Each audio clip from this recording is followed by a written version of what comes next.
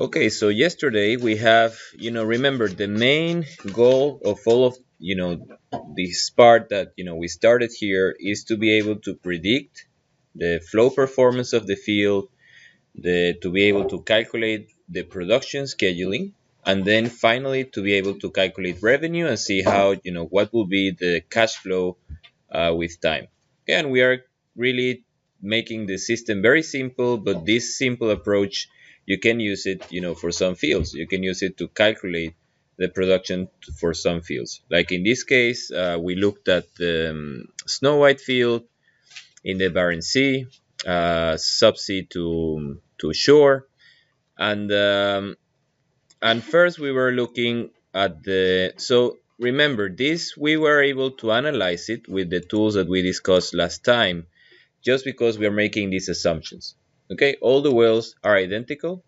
The system is symmetric. That means that the distances, the elevations, the diameter of the pipe, everything is symmetrical from that point. Okay, and you have exactly the same number of wells in each template. Only because of that, we're able to look at one flow path, just looking at the flow line, at the pipeline, flow line, and well. Okay, we are able to make that equilibrium. If you have a case where they are non-symmetrical, each well behaves in a different way, then you have to use network. Okay, that we are going to cover in the future. I hope next week. But then we introduce this concept. Maybe it's foreign for some of you it's not, but it's the way we represent the deliverability of the formation. Yeah, and that there is one assumption that you have to be very careful to apply that equation. First, that is for low pressures, which is not exactly our case, but to make it simple, we assume it applies also for low pressures, and also is for this pseudo steady state. That is exactly when the pressure perturbations changes, they reach the bound. Okay, and we assume, well, this transient period, really the well won't be producing a long time in that period. Okay? But if you have some other formations, some reservoirs which are tighter, they have lower permeability, then you have to capture that period. Because to reach from here all the way to the bound, it might be a period of 10 years, 15 years. So it's not something that you can neglect. You can assume that you reach it very quickly, but actually you are producing in this transient period. Okay, then I showed the equations we're going to work. First, we made an analysis if we had enough equations, and we said, well, if we make natural equilibrium, then we're saying the choke is fully open, then we have enough equations, enough unknowns. And if we fix the rate, then we have also enough equations and enough unknowns to make our calculation. Something that was confusing for you yesterday, that you were saying, well, what is P1, what is P2? Remember, P1 and P2 are defined by the direction of the flow. If the flow enters the pipe at that point, that will be P1, and if the flow leaves the pipe at that point, that will be P2. Okay, and if you are analyzing the tubing, for example, you have this pressure, that will be the bottom hole flowing pressure, and then you want to calculate P2, which is the pressure at the wellhead. But if you're looking at the pipeline here, right, then you have the field rate and you have P2, but you want to calculate P1. So I always tell you, first look at the direction of the flow. That's how you define P1 and P2, and then see which pressure you have and to which pressure you want to move. Okay, that's the first thing. Look at the pipe. Where is the flow entering? Where is the flow leaving? And that's how you define P1 and P2. And based on that, you say, which one do I need? Okay. And we came to that plot, right, that we said, well, we can only make it because we make this assumption, because it's not a single line conduit, but, making the assumption all the single line conduits will look the same. And we look at finally at that nice plot.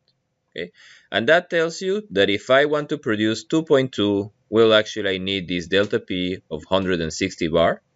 But if I leave it fully open, then the rate will be around 5.75 milli. Okay. Okay, now let's go to the second part, which is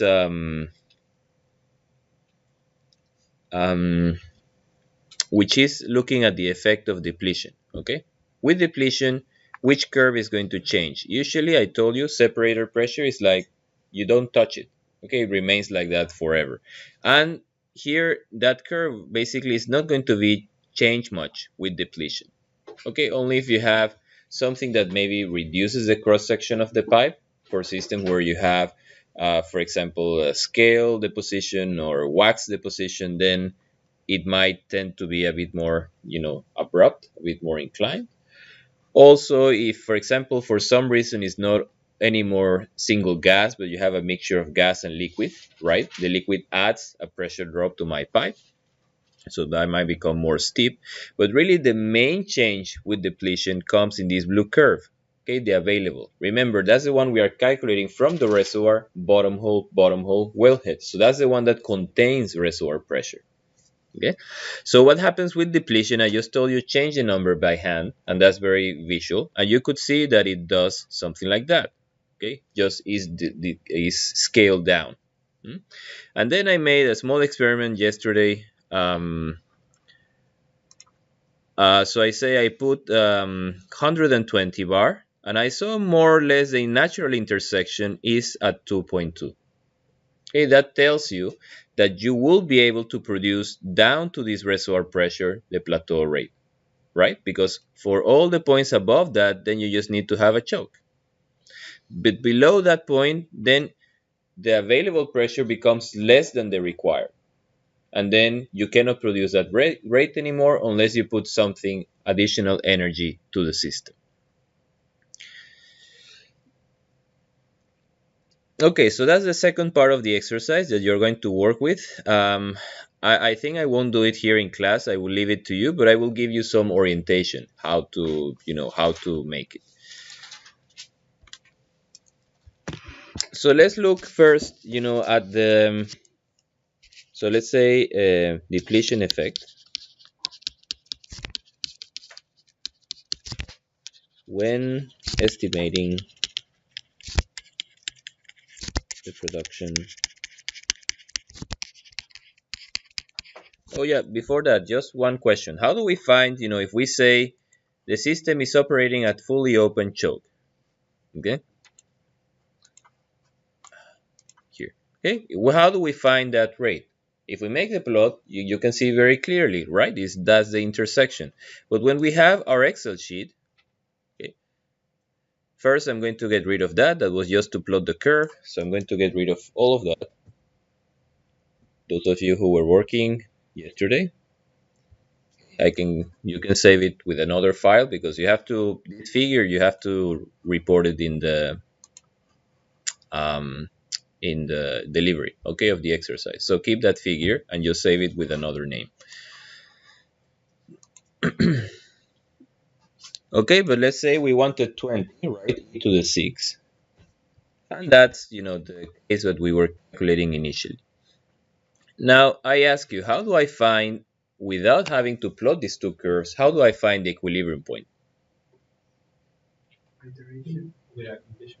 I have to use an iteration, right? I have to solve, if you think about it from a mathematical point of view, I have basically to solve this system of equations. And the way I solve this nonlinear system of equations, I have to put an initial seed, I have to define some gradient, some method, and then I have to iterate and do it in multiple steps, right? So the same thing we have to do here. But what do we have to change, and what do we have? Remember, always we have to minimize something. We have to send some error to 0, right, by changing something.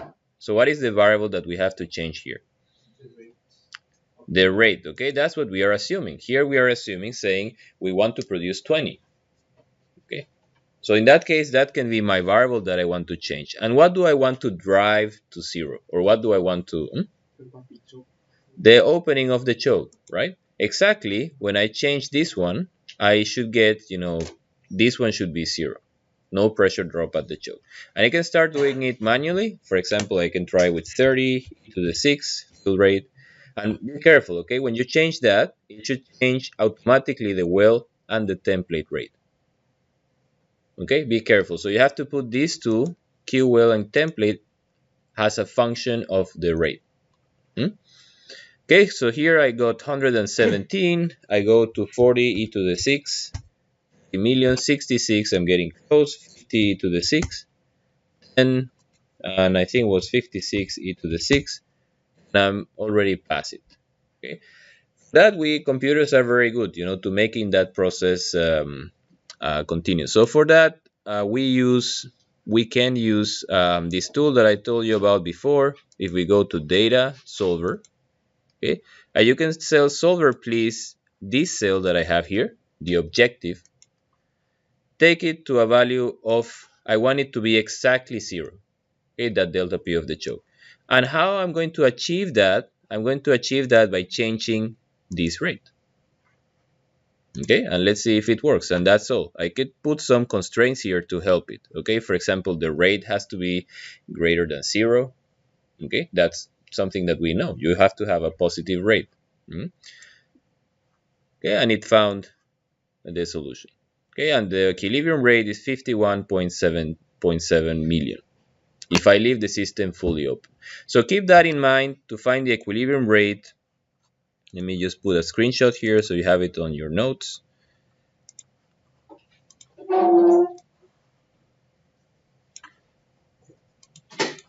You can use the Excel solver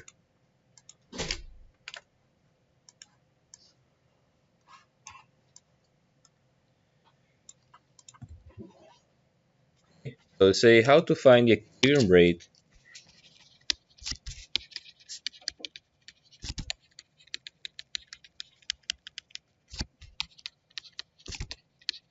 when the choke is fully open. So then I have to change this one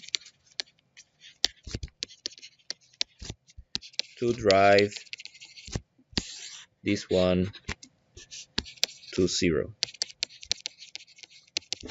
Can remember, it cannot be absolute 0, but you have also a tolerance. Okay, you say it has to be equal to 0 plus minus an epsilon, and that epsilon is something that you define. Okay, you define how close it is you want to be to 0. Okay, 1 to the minus 15, and that you can change.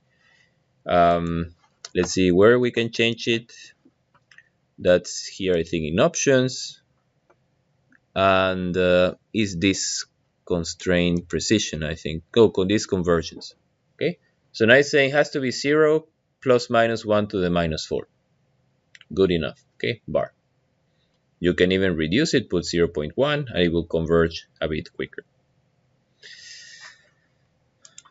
Okay, just solver, I'm introducing it even though we are not going to produce a fully open choke. Okay, but it's because we are going to use it later for many things. Now I have to bring that even more. So that epsilon, that tolerance, it's here.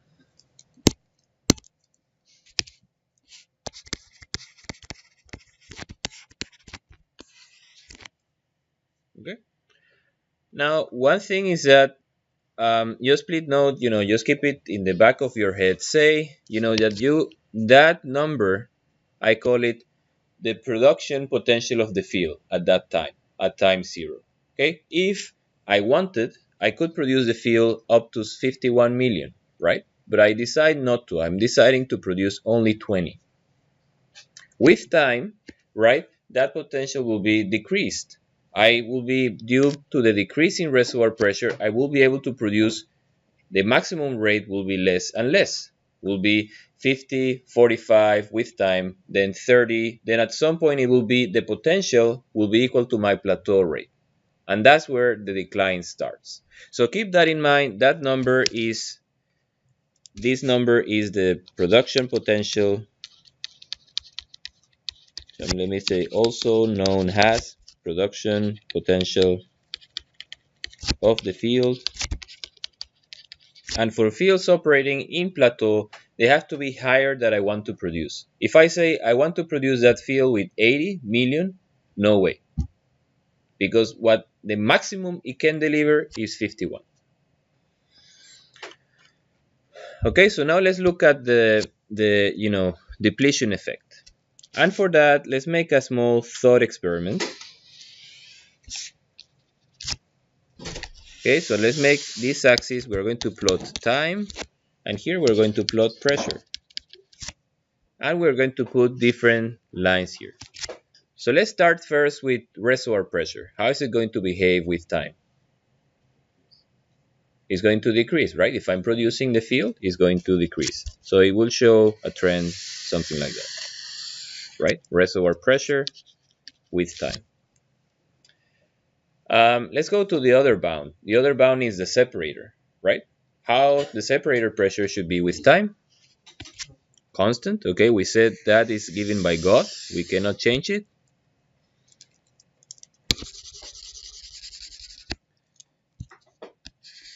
Okay, that's P separator.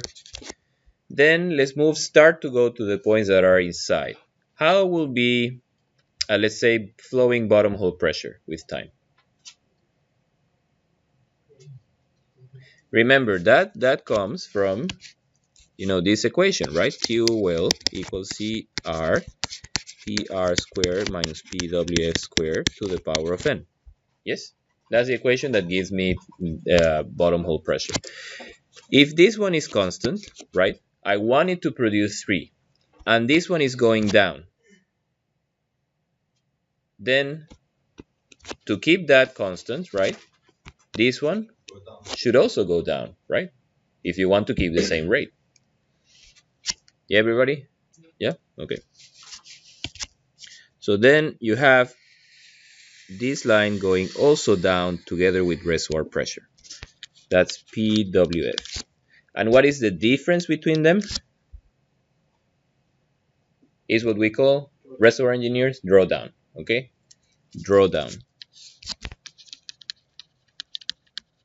Okay, then I move forward. Okay, go with the current. The next point is wellhead, right?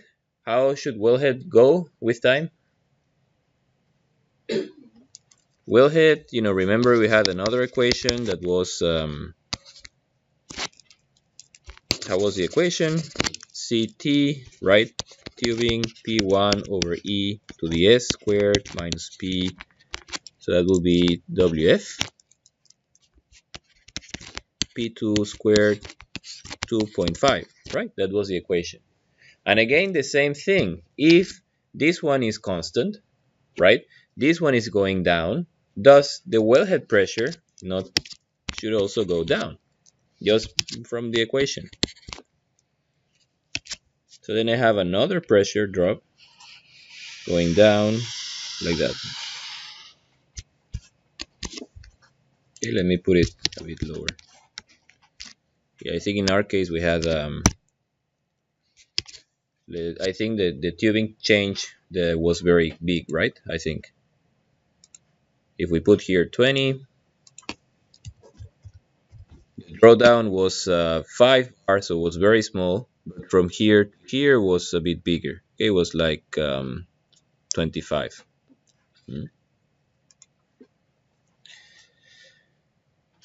Okay, and then so that will be PWH. Now I say stop there. Okay, now let's go back to the separator and let's calculate the first node that I have, before the separator, which is the PLEM. Okay, how is the PLEM pressure going to look like with time? And that one is tricky. What is the equation?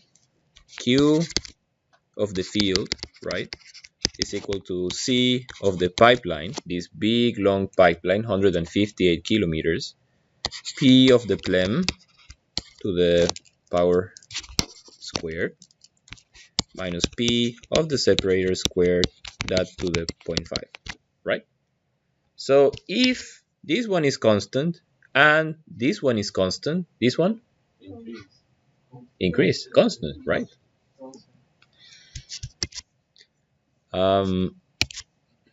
Okay, so I have here will be P, and that was also a very small change.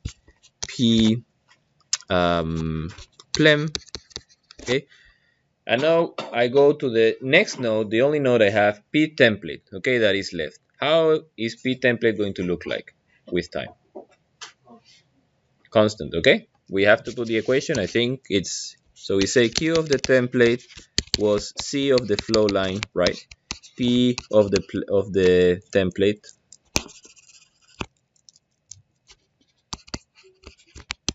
minus P of the plem to the power of 0.5. So this one is constant, this one is constant, thus this one has to be constant.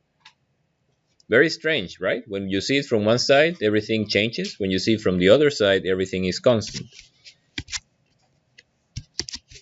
But we, doesn't look like we are doing anything wrong. So, okay, P template. Now, where is the choke in this drawing?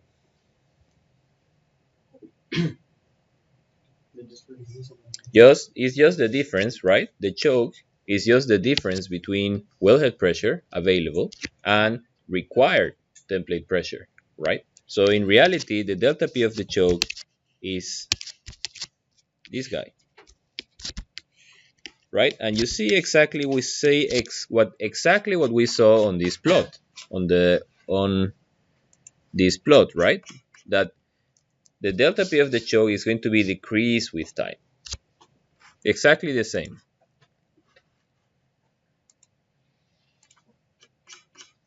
Okay, so it's going to decrease until what?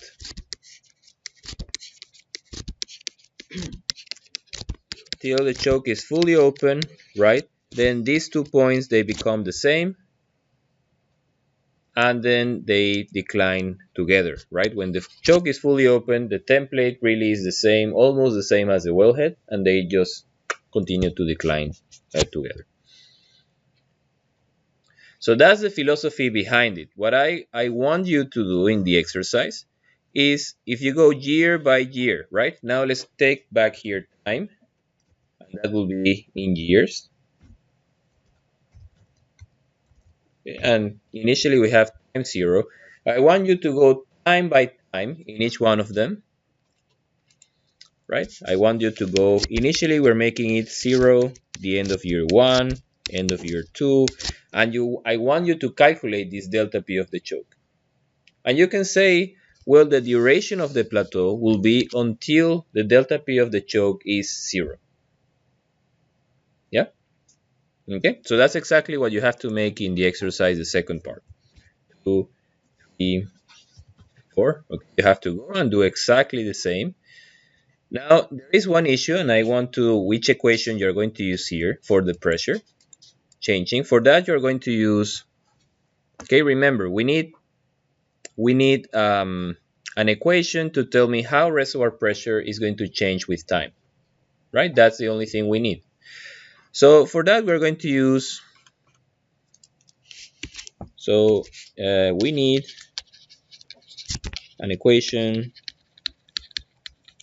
to compute PR versus time. Okay, and for that, we're going to use the dry gas material balance equation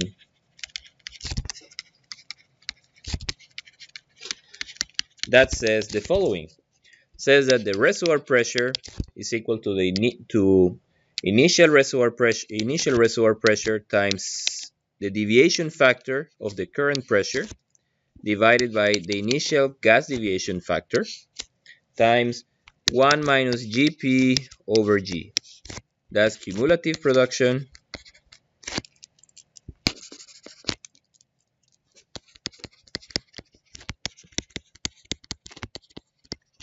and that's initial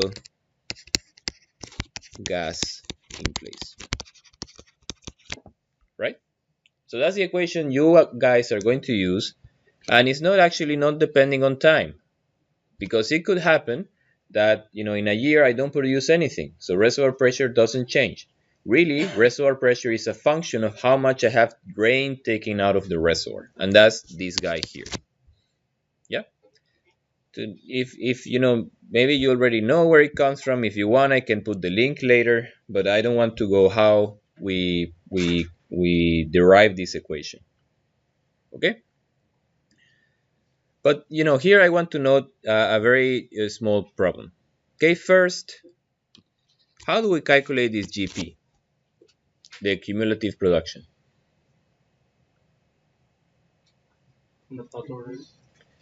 Ideally, right, we say GP in a general way is just the integral between 0, has to be from beginning of production, right, this GP, to time of the Q of the field, has to be the field, right, everything that's being produced from that reservoir, times dt.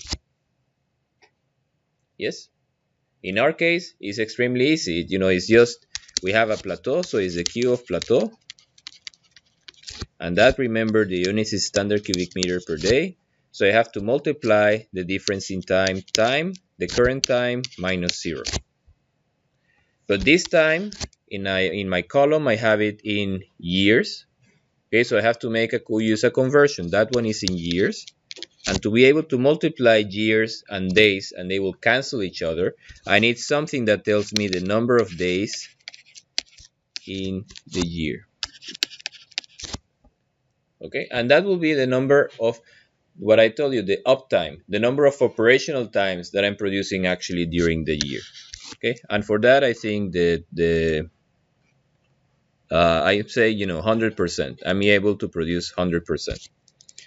So that depends on the uptime. Okay, as simple as that.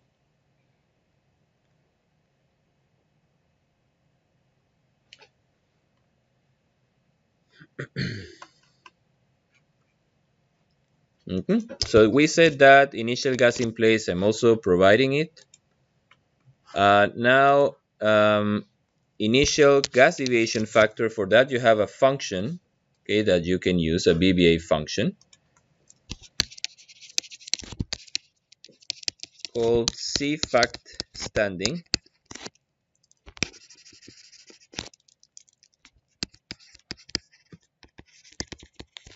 Okay. That depends on pressure, depends on temperature, depends on the specific gravity of the gas, and depends on the unit. Okay.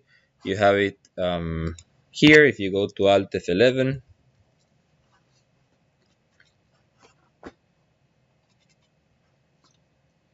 okay, it's here, and that's how you use the function. You're already getting very used to user-defined functions, so I hope there is no problem. You have to put with certain units, and that gives you the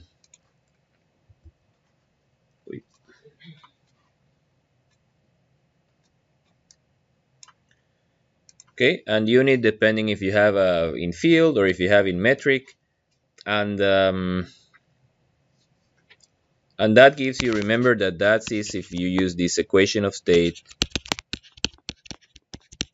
okay, where you need this factor to account for the deviation with an ideal gas. Okay, so that's the C we are talking about. But note something. To calculate, let's say you calculate that cumulative production, right? Then you have this guy, you have this guy, you have this guy, and you have that pressure. But this set, what do I need to calculate that set? I need actually this pressure that I'm just going to calculate, right? The current pressure. So that becomes an issue. That's an implicit equation, right? I have to solve it with an iterative process. The way to solve it, okay, if I want to solve this equation 1, what it will be to solve equation 1, which is implicit. Remember the all methods they have, what do they do first? They assume, right, PR. Then the next step is calculate the deviation factor. Then after that, they use the equation to compute the real PR, right? And then you compare the PR assumed with the PR real. Okay, are they the same? Then I'm lucky and I assumed, that means you have achieved the solution. Okay, so that's yes. Not, I repeat the process again. Assume another P, calculate the deviation factor, and so forth. Okay, you're not going to do that in this exercise. That's a bit heavy, and if you want to do it, okay, fine with me. But what I recommend in the exercise,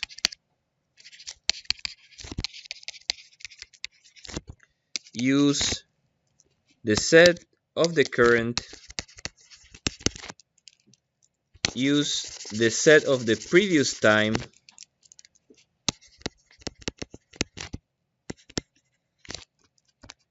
instead of the current.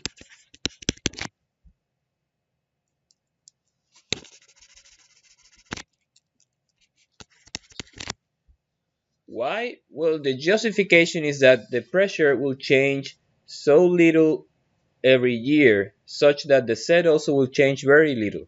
So it's a good approximation to use the set from the previous year, has an approximation for the current year. So I'm going to do it very quickly. So the G initially is 0, right? I haven't produced anything. And then the set, I'm going to use that function C factor standing.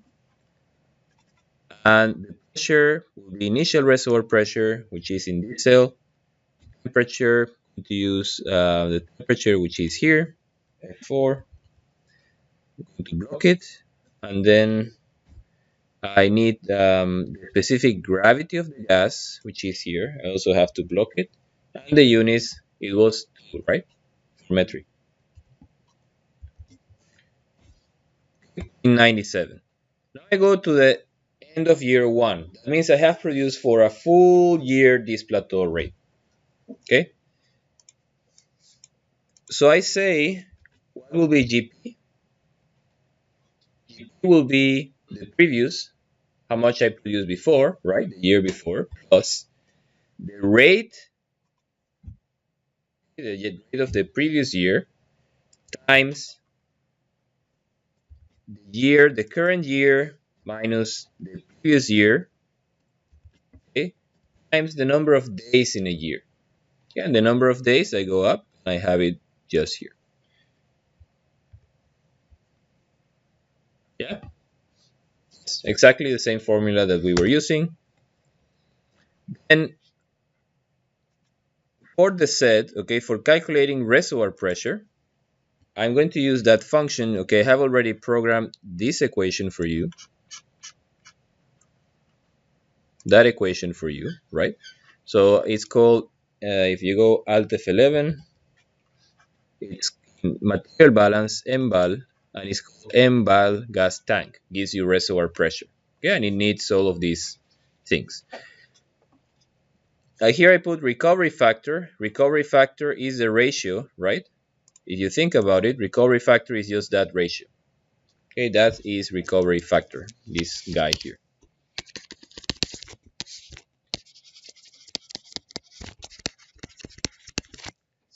Yep. ZA. Yes. Yeah, that's what I'm going to say. So let's apply the equation here. So say MB gas tank, that will give me the pressure. Here I'm going to use initial pressure, which is this one. I have to block it. Then initial set is this one. Okay, that one I have to block also. Then the current C, and I told you, as an approximation, we're going to use the C, assuming that the pressure changes slowly from year to year. I'm going to use the set from the previous year. Yeah.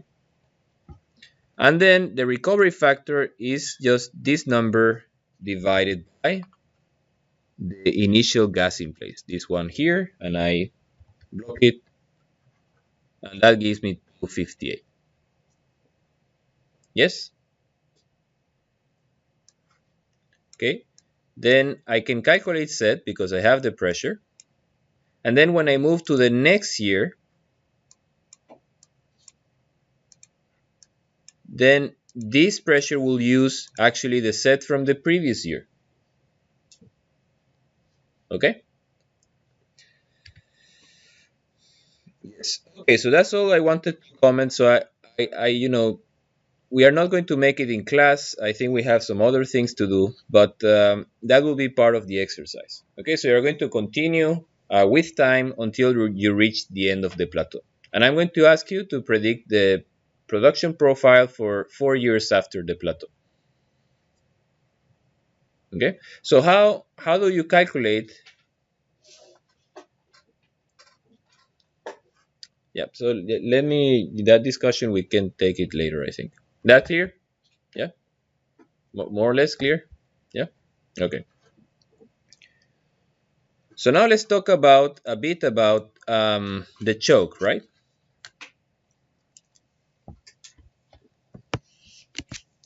From our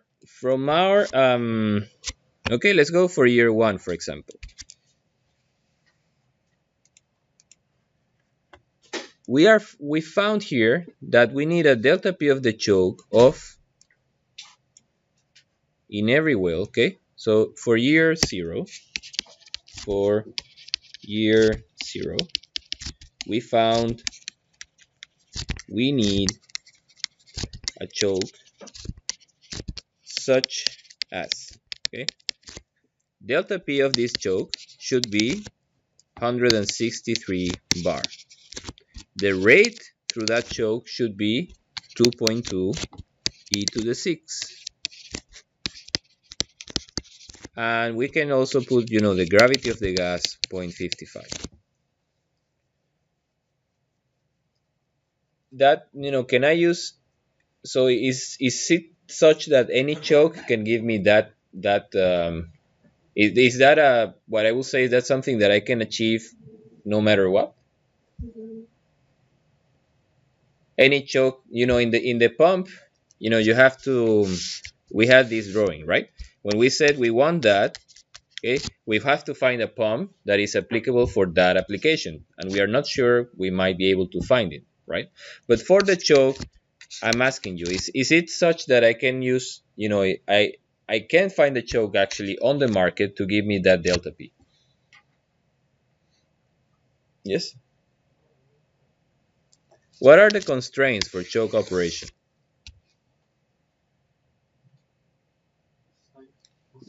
Hmm? Yeah, one of the things that we have to consider is erosion, right? Erosion. If for high delta P's, then I have higher velocities, and higher velocities actually give me higher wear, right? Higher erosion, the dislodgement of material. And then I might be limited if I have a picture here. Okay, that's a choke where that has too much erosion. Okay, so that's something we are not going to cover it here in class, but just to tell you, no, we cannot use any choke we want. We have to be careful with erosion. If the delta P is too high, I might have to do it in 2 steps. I might have to use 2 chokes in series. Okay.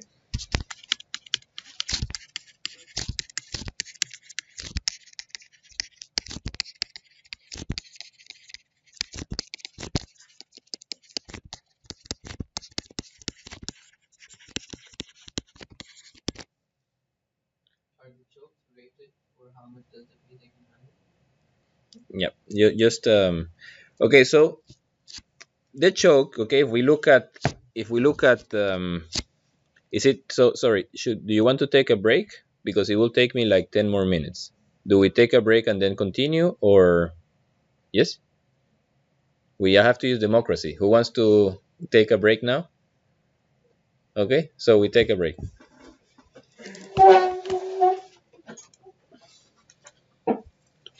The discussion here about choke is going to be, we're not going to use any equation. Choke is very difficult to model unless it's liquid or gas. If it's multi-phase, it's a nightmare.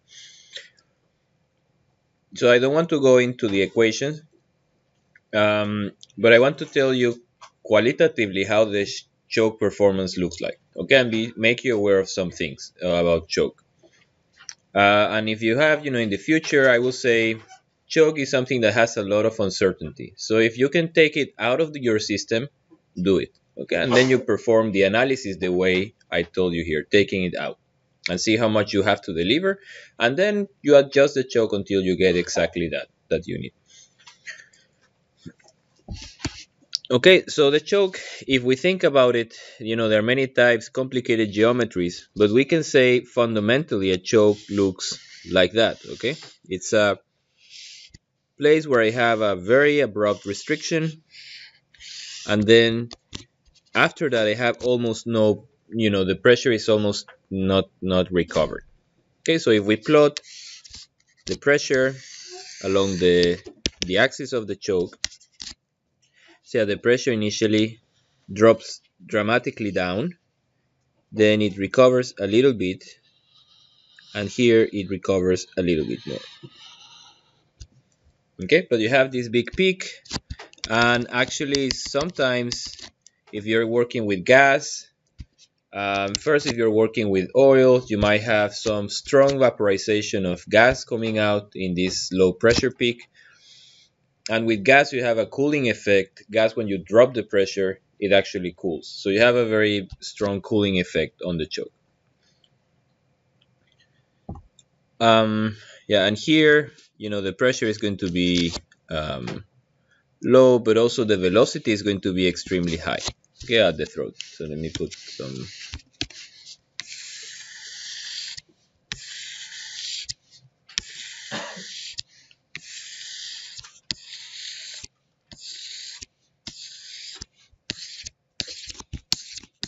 And you have some eddies here, some recirculation. So if we make, let's say this is P1 and P2, we make a plot, and delta P, we define it as P1 minus P2, right? So if we make a plot of delta P of the choke versus rate, and this is keeping P1 fixed. Okay, I'm keeping the inlet pressure fixed, and the only thing is I'm lowering pressure 2 artificially. You have to think about that experiment and see how the rate behaves. Okay, if the pressure are the same, delta P 0, then I have no rate, right? But then if I start to decrease it, initially they are the same, but if I start to decrease it, then I get more and more rate, right? Yes, I get more and more rate because the delta P across the choke is more and more. Now, that won't continue forever. There will be a point approximately when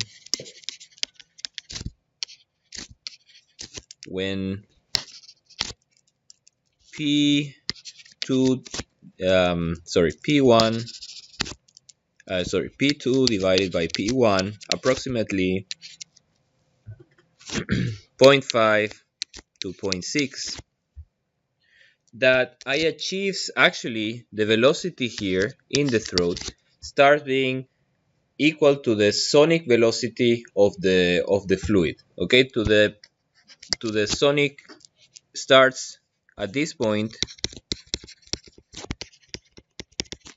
the flow becomes critical at the choke throat. Okay, that means that starts traveling. Remember, any change, for example, when this flow knocks this boundary, that pressure change propagates almost instantaneously. But in reality, it's not instantaneous. It travels at that speed that is called the sonic velocity on the fluid. Okay, so when the velocity is extremely high, then the pressure cannot the pressure change. For example, if I have a rock here, okay, that the fluid just meets that rock and hits it, okay, the change cannot travel upwards, okay, cannot travel upstream because just the flow goes too fast and it goes at the same speed as the changes of pressure. Okay, has the sonic velocity. In that case, then doesn't matter how much I change that pressure, if this upstream condition will never see it. Okay, will never happen. There will be no change. If I change it here, this one will see nothing. Just because the changes in pressure here, they cannot propagate upstream because the fluid goes so fast. Okay, and that's what we call critical flow. In that case, actually the rate becomes constant. Okay, I cannot achieve a rate higher than that one, than the critical rate. That's the Q critical. And it happens approximately when P2, um, it's like a half or 0.6.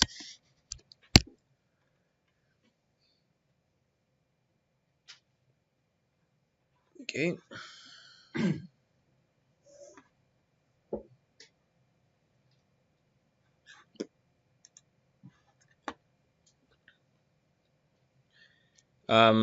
Yes. So if we have, let's say, and what happens if we have multiple opening? Okay. The chokes that we are talking about in this example, right? So that you agree, that's how the drawing looks like. Okay. First, I have is increasing. If I increase it, if you see it in a different way, if I increase the rate, then I have more pressure drop across the choke. Okay, but I cannot continue that process forever. There will be a rate at which I achieve critical conditions. This velocity starts being too high, and then the rate is limited. I cannot go above that rate. Okay. Now, when we talk about this, so this is fixed opening.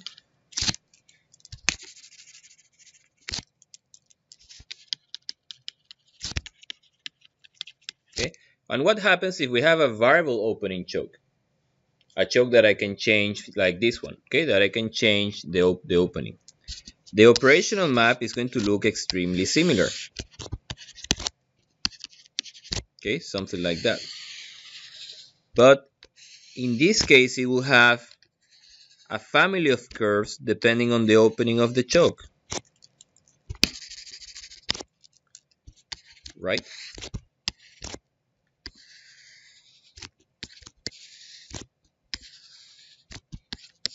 Okay, and this is 100% open, 80% open, for example, 40% open, 20% open, and so forth. Now I'm going to plot the point, okay, that I have. Remember, I have this point, right? If I have the same inlet pressure, so I say P inlet 245 bar, okay, I want to plot that point. What happens if the point falls here?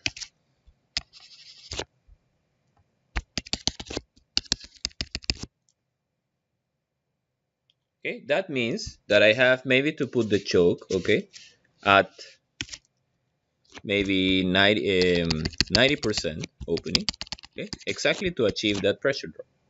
And the choke is operating in the subcritical regime. This is all of that is the subcritical regime. No problem at all. Yes, perfect. Now, what happens if the point falls here?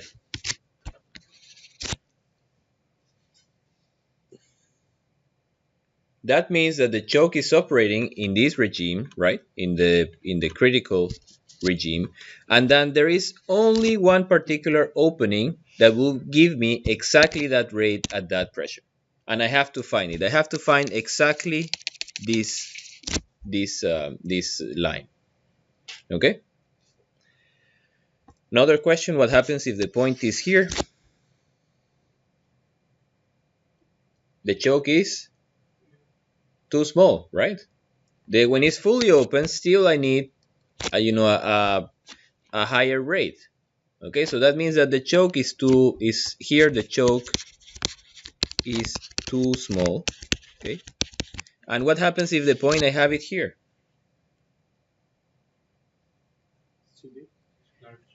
It's too large because I want the point to give me flexibility, right? I want to be that 100 to 20. That's where I want to be operating. This point is very close to the line of almost closed, right? So I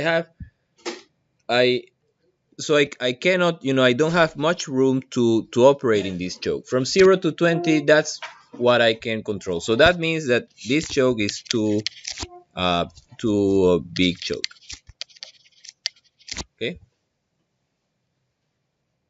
that clear? So that's just a very short discussion. Okay, but just to tell you that in choke you have subcritical regime, where is, as we expect, delta P increases with rate, and you have critical regime where exactly this happens, this ratio happens, and then you have no choice. You have to find exactly the choke size that gives you that rate. Okay, and and what else? And that you have to size, a particular choke for your particular application, and you have to be careful with erosion. Okay, erosion depends on the geometry of the choke, the passages, the way that, like I told you, if you have just like this bean choke, you have a lot of erosion. But if you have this choke with each cage, okay, you are making sure that actually the flow, they hit one in front of the other. You have dissipation of momentum and then goes down, dissipation of energy. So it's a way how the choke is constructed, the passages inside, and each manufacturer has a different criteria. Okay, but just to make you aware of that, the choke operating subcritical, critical, how the curve looks like, and you have to find exactly that your point falls inside that range. Okay, so let's go now to. I just want to make also a clarification. Um, so yeah, that's just a note, okay, for you to note. So when computing the production profile in decline mode. Okay. Like you already saw that when we are calculating this, how do we do it? And when we are on this regime, on this Q of the field and time. Okay. When we are in this phase, okay, there are something that I wanted to make a comment. So you have Q of the field, right? You had time, the header in Excel. Then you have GP. Then you have reservoir pressure. Then you have bottom hole flowing pressure, wellhead pressure, P of the template,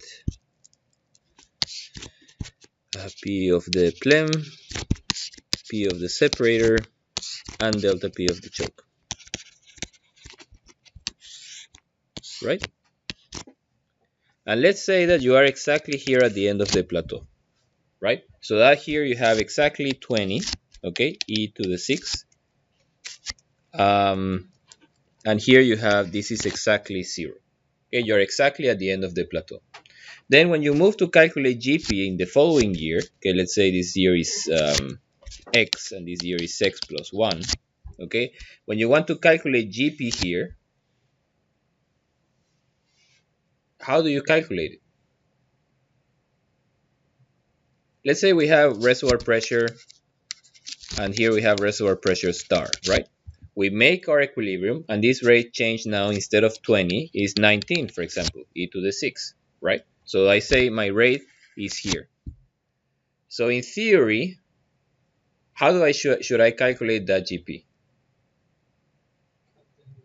Okay, I have 20, right, e to the 6 in year X, and here I have 19 e to the 6 in year X plus 1. So I can use some kind of a trapezoidal rule, right, to calculate that area. But there is one small trick. I don't have that rate, right? To calculate that rate, I have to assume this one, to calculate PR, and then I can calculate the rate. Yes? Do you see how tricky it is? In reality, okay, what you're telling me, remember the area here, it's Q in X plus QX plus 1. That's the trapezoidal rule. X plus 1 minus x divided by 2, right? That's how I compute the area of this trapezoid. But what I'm saying is that this rate, I don't know it. So I have to assume it, okay? Or I have to assume GP. I calculate reservoir pressure. I calculate the rate such that this delta P of the choke is 0, okay? And then I have to verify actually that my GP is equal to the one that I assumed. And it becomes messy. So I have exactly the same implicit process for the post-plateau production. So a technique that is used in many simulators is that you say, we will see some of them, but a couple simulators like Resolve, Avoset, or is used also in GAP, is that you assume that the rate that I found at this time is applicable for the rest of the period. And it's not, right? In reality, it's not. I assume that that rate that I calculate, it will be applicable from year all through year x plus 1. Okay, and then I find the new one, and then that will be applicable through all the year, and so forth. So actually, I approximate this curve by a collection of rectangles. And that's something that I use to avoid this problem with, this implicit thing. Okay? And the justification is if I use a small time step, not 1 year, but if I use 1 month or 2 months, then I'm able to be very close to that, and I don't have to redo the time step, and I have to do that implicit procedure. Okay? Just to make you aware of that, here in class, we are going to make it like that. You assume that you produce constant. For these 4 years that you have to make post-plateau, you have to say it will be produced constant. But be aware that, that's an issue, and that's why we like to take, short time steps.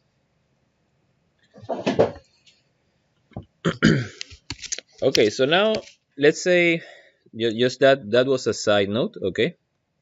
So let me put it here like isolated, but that you're aware of that. So I say reducing the time steps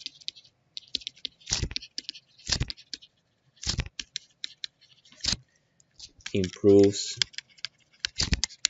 the rectangular approximation.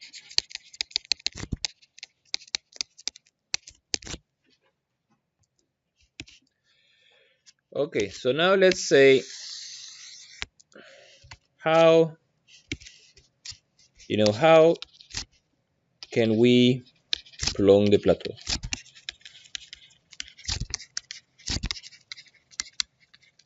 Okay, and that might happen for many reasons. Maybe I found, my field, I found more customers, okay, that they want to get that gas, and I want to prolong it from the original plateau. That's Q of the field versus time. Maybe the same customer needs more gas for a longer time. Okay, so I have to find a way to prolong the plateau. So what do you propose? How can we prolong the plateau? But before going that, okay, remember we have these two curves, okay, available and required, and we can make things to change these two curves, okay, Q and P.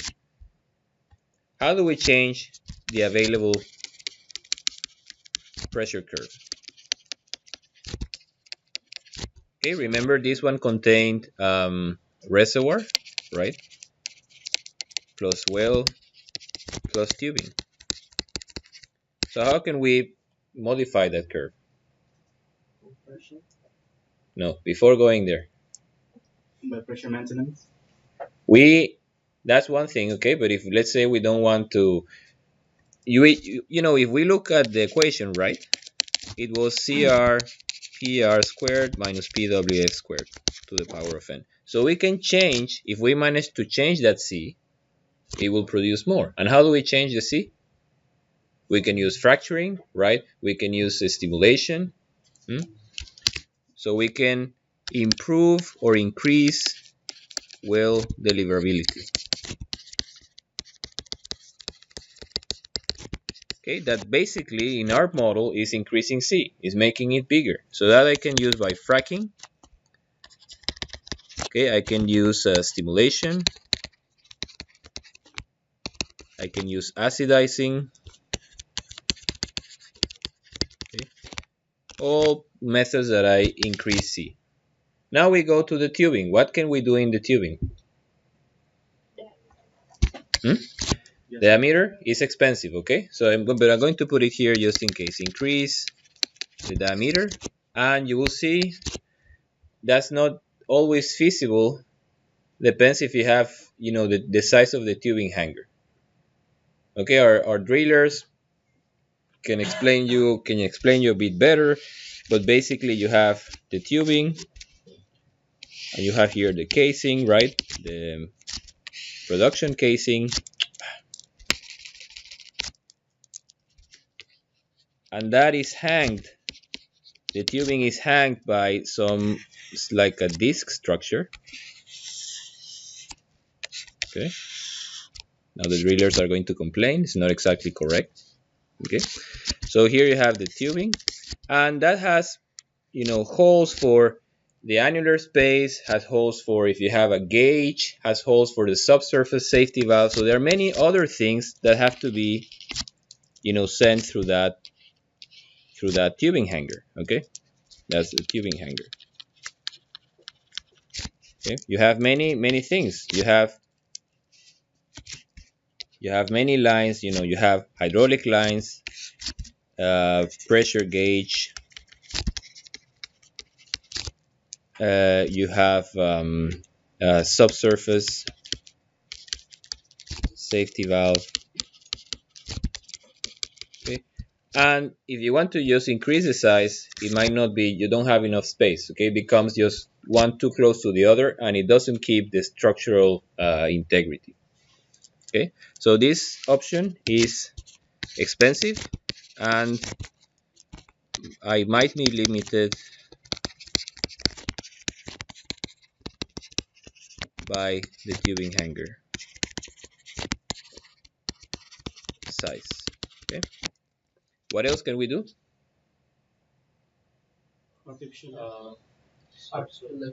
Artificial lift, yeah, that can be, but in our case we have gas, right? So we cannot put actually anything inside.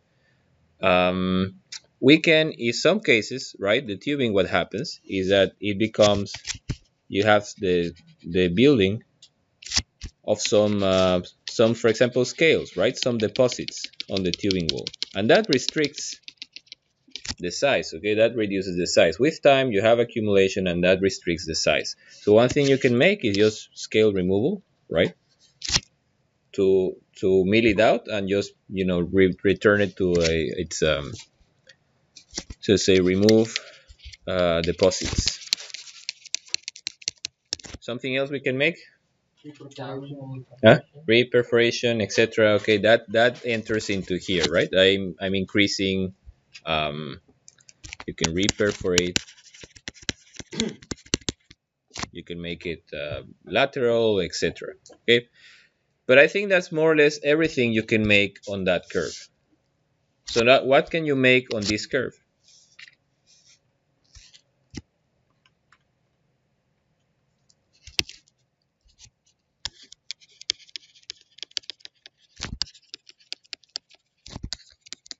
Okay, remember that contained the big pipeline and the flow line.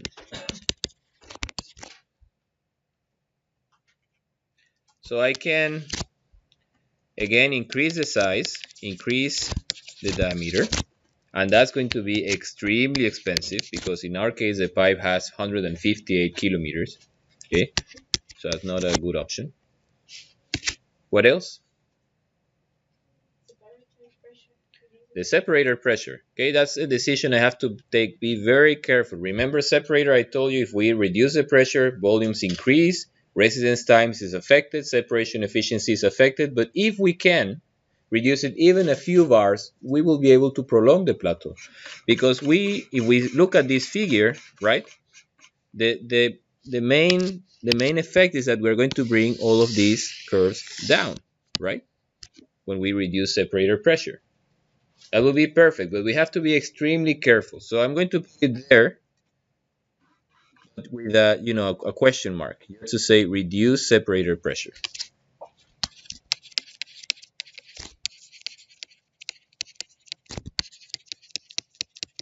Okay, if possible. We can put a parallel line, right? We don't have to just to increase the size of the existing line, but we want to put like 2 lines, okay? Deploy parallel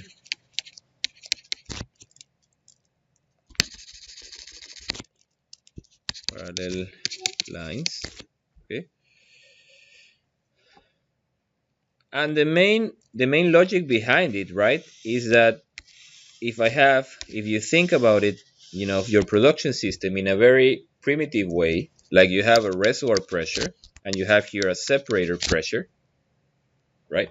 If you have one conduit, right, and you want to flow the whole field right through that conduit, the pressure drop will be very big, right? So then you will reach the end of the plateau sooner.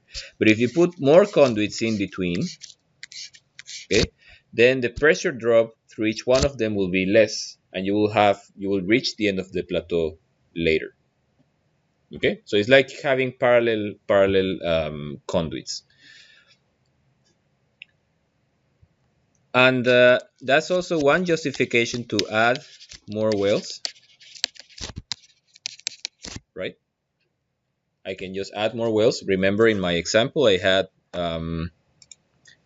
the example. I didn't show the figure, I think, but it's here.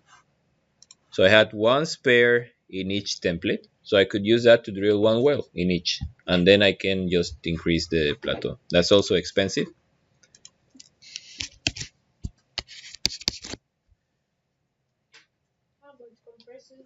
Then we come to this part. Okay, that's the last option. Because why? It's very expensive. We don't, it's a relatively new technology. But we say add boosting. Okay, in our case will be subsea boosting. Okay, it's also expensive. It's a challenge, but it might be cheaper than do increase the diameter, put a parallel line, add more wells. It might be cheaper than that. Okay, so if I ask you, you on the exercise, you're going to get a question about prolonging it with one of these measures, but we are going to focus later on subsea boosting. So for boosting, and I'm going to call this surface boosting, I want to talk just like I made the discussion on the choke, right? What is feasible and what is not feasible? What can I achieve with compression or not, with boosting or not? So I have to give you a very short introduction about what we have available for boosting. Okay, and then I'm not sure if I will have time, but maybe next week we are going to see how do you calculate it actually. Okay, with the equations. But surface boosting, we have mainly two categories. Okay, multi-phase boosting. Okay, and you have single phase boosting. So remember that almost all production systems, they are two phase, right? You always have in the pipe circulating a liquid and a gas, oil, water, and gas, almost, or gas and condensate. You always have, so we are always going to fall more or less in this category. Okay, in multi-phase boosting. Single phase boosting typically requires, what does it require? Separation before, right? Before. Now on multi-phase booster, we have basically only three technologies available, and we have twin screw pumps,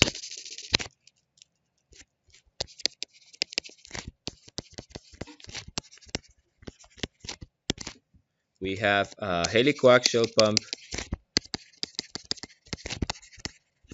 and we have a wet gas compressor. Okay, those are the three, and we can say so these two are actually quite flexible. They go through the whole range, okay, from very little gas to so these are they have a wide operation range, okay, from low gas content to high gas content.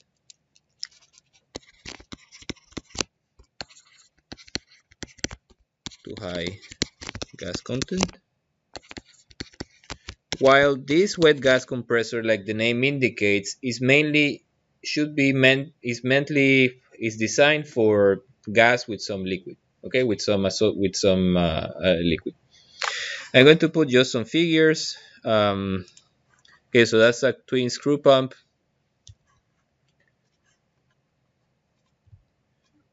Okay, and the principle it's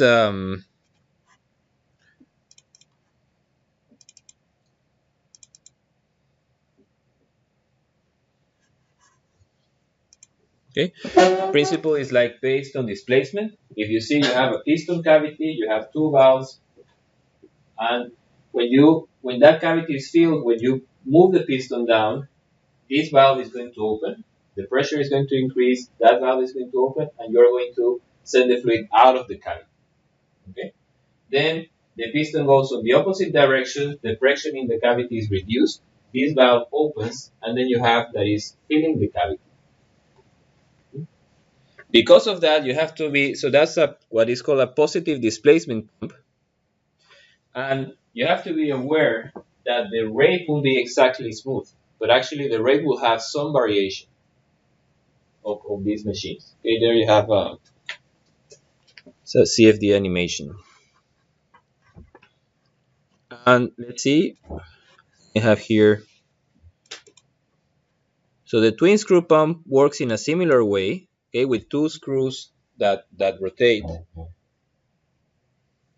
and yeah, you see how they transport the fluid. In this case, you have some balls to show from the suction all the way to the discharge. Okay, just by rotating, opening and closing cavities, that cavity is displaced all the way from the suction to the discharge. Okay, but it's based on that principle that you have a positive displacement. While the other machines, so let me just put that so you remember. So that one is based on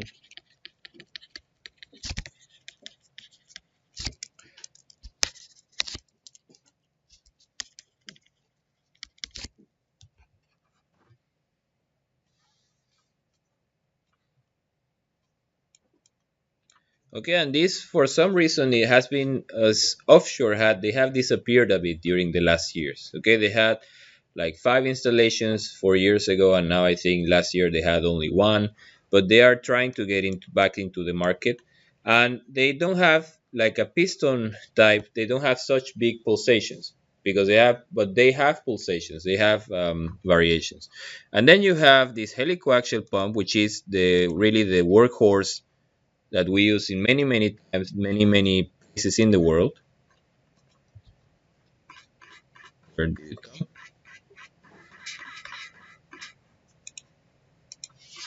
Wait.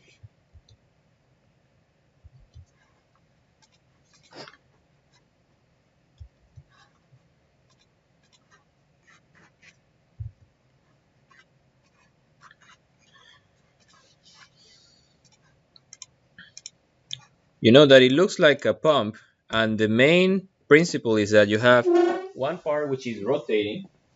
This part here is rotating, and that one is static. So what you make is that you increase the speed of the fluid in this rotor. Okay, you convert from the rotor movement, accelerate the fluid, and you increase its momentum. So you add kinetic energy, and then here in this diffuser, what you actually do, you convert that kinetic energy into pressure. It's like a diffuser. So you reduce the velocity, and you increase pressure. And then you repeat in stages. One of these cannot lift much, but you put many of them one after the other, and they can give you the pressure increase that you need. And that technology is what they use for multi-phase. Uh, it's the most common. And then we have the famous wet compressor.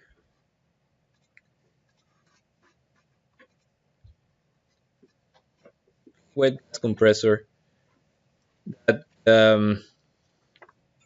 that basically looks a bit like the helicoaxial, but it's the blade is slightly has a slightly different shape. That's what they have installed. I think we had a presentation by a person. They were talking a bit about. Okay. So the blades you see they are a bit different. They are similar, a bit different, and it's a different technology. So to avoid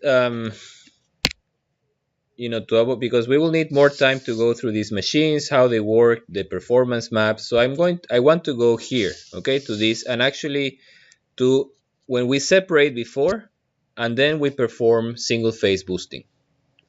Okay, so that's the technique we are going to use. And also it's what is used in Osgard, and that's what they are also using, thinking to use in Snowhite, okay, in Snowbit, Osgard subsea compression. Okay, for single phase boosting, so single phase subsea compression, okay, or boosting.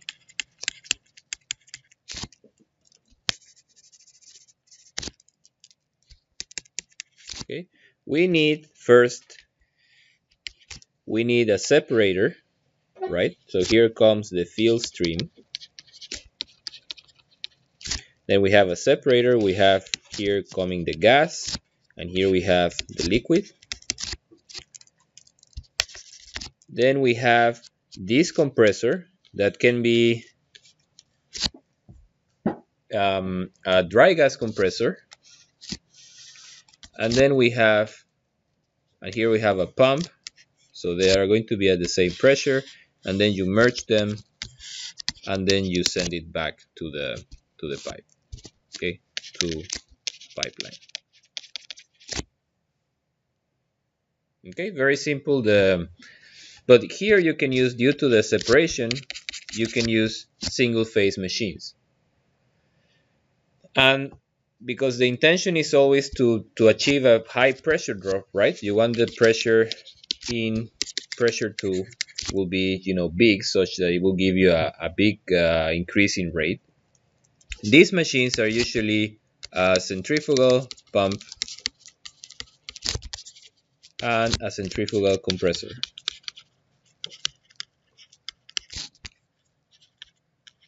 Okay, I think I have a picture of the actual model that they used in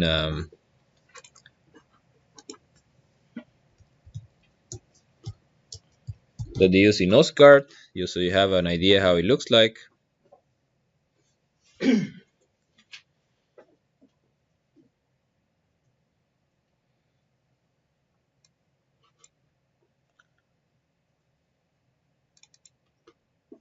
Okay, that's a model is made by a company called MAN, a German company, I think. That's how the compressor looks like.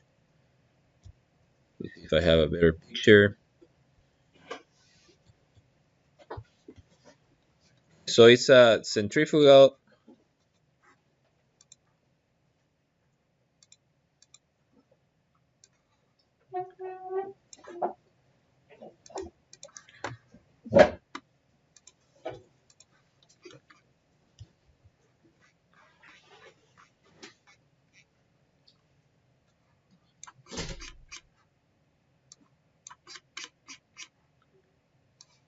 Sorry, take some time. Okay, but here the main in these impellers that you have, the main thing is that the fluid comes perpendicular to the axis. If you see these small guys that you have here, the flow comes perpendicular, parallel to the axis of rotation of the machine. Then it's going to leave almost in the radial direction. Okay, then it's going to go on the radial direction. Goes on the diffuser, then it enters back, is redirected to the next impeller. Okay, redirected again, going back, and so forth. The difference in the radius between the inlet and the outlet is what gives you a high transfer of energy to the fluid. Okay, in contrast to this machine where the radius of rotation is it remains the same along the machine. Yes, so that's what we are going to focus on next class, okay, because we don't have time now, but we are going to see how what kind of constraints we have. You see, like you saw here, you need, for most equipments, choke, compressor, etc., you need to have this performance map, right? But I can tell you qualitatively how it looks like and what you have to take care when you are, deciding if your point is feasible or not. And we have actually quite a lot of operational constraints on that compressor that we can find out if, we will be able to compress it successfully or not. Okay, so before we close, some other things how we have to modify that drawing. Usually I want, if I just separate the liquid here, due to the pressure drop in the line, I will have that some liquid still comes out of condenses from the gas, right? Because here in this small line, I will have a pressure drop. And then that liquid won't be very, very friendly for the compressor. So in that case, at least in the Oscar case, I put here a cooler, okay, to lower even more the temperature and extract as much as possible liquid from the gas, okay. And that also helps the operation of the compressor. It makes it more efficient. Okay, if you have a lower inlet temperature, it makes it more efficient. And also one more thing we have to put here is the compressor generates a lot of heat, okay, generates high temperatures. So if those temperatures I send it with no cooling, nothing to the pipeline has a maximum temperature allowed for operation. So I cannot be over that. So for that, I also put a cooler before to cool the fluid before entering into the pipe. And this is, so we are going to use those considerations, especially the temperature outside, to tell you something about the compression process. Okay, I think we reached the end for this week. So I will say I will publish exercise 3 soon, the problem 3. And yeah, see you next Monday.